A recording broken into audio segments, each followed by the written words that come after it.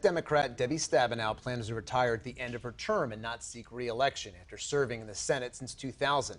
Now the race is on to fill her seat. We are still more than a year out from the primaries, but the ballots are already taking shape.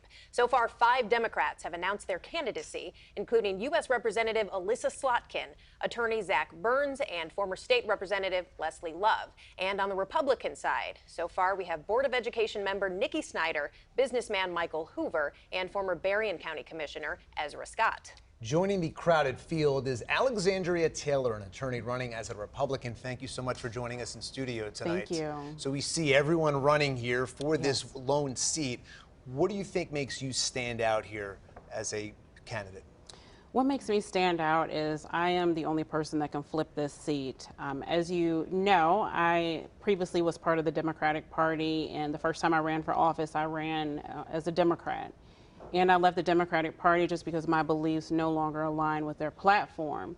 And so I believe that I have a unique story that will resonate with some, and particularly communities of color, in order to flip this seat next year.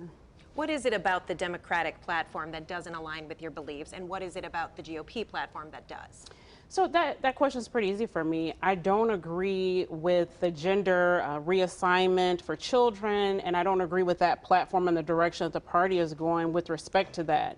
And I'll say this, as an attorney, about a decade ago, they outlawed life without parole for juveniles. And the reason behind that was because their brains were not fully developed.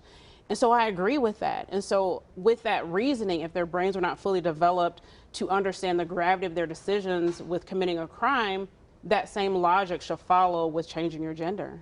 What are you most passionate about? What are your key issues here as you run for this position? So I am passionate about border control, law enforcement. I believe we have a significant shortage of law enforcement, and I've seen this practice in criminal defense in the Wayne County area. I'm passionate about education, but I'm passionate about families. I want to just restore families, and so my platform and my issues that I'm going to pursue are going to be ones that benefit the family. I'd like to ask you about a very notable lawsuit that you were part of last fall, right before the 2022 election. For our viewers who don't remember, if it were successful, it would have invalidated thousands of absentee votes in Detroit specifically. It was rejected by the judge, and it was seen by many critics as an attempt to disenfranchise voters specifically from Detroit. So, twofold question, what exactly was your role with the lawsuit? And if you are the eventual nominee and eventually elected, can Detroiters trust you to represent their interests as well as the rest of the state? Absolutely. So my role is I was co-counsel on that lawsuit, and essentially we were calling on the City of Detroit clerk to follow the law. And so as a lawyer, when I was sworn in, I took an oath to uphold the Constitution of the United States, but also the Constitution of Michigan. And so we wanted them to follow the law. And so Detroiters can trust that they have a fighter. And so I won't back down even in the face of sanctions, grievances, whatever. Detroiters can know they have a fighter on their hands. What do you say to people that look at your experience as a lawyer and how you can bring that to this Senate seat? I think that there's a natural intersection of law and policy. And so having practiced law for the last 12 years, we see the effects of these policies, good and bad. And so we understand what that looks like. And I feel like we bring a unique perspective. You mentioned some of the social, cultural issues that you're passionate about. How about economically? What else are you passionate about policy-wise? So policy-wise, I do think that there needs to be a control on spending. And so I'm not sure about you, but if I can't balance my budget and my household, I can't go in the basement and print more money. And so we need to control spending. And so the answer is not just to continue to spend outrageously. There has to be a budget, and we have to stick within those parameters. Obviously, there are times where things are hard to get accomplished in Washington. Yes. And so how do you go from just talking about it to actually making things happen? It's the influence.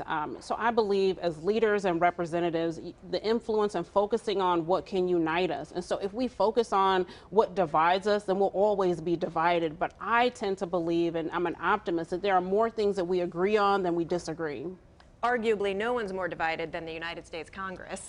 So what could you bring to Washington to actually contribute to that nonpartisanship rather than more gridlock?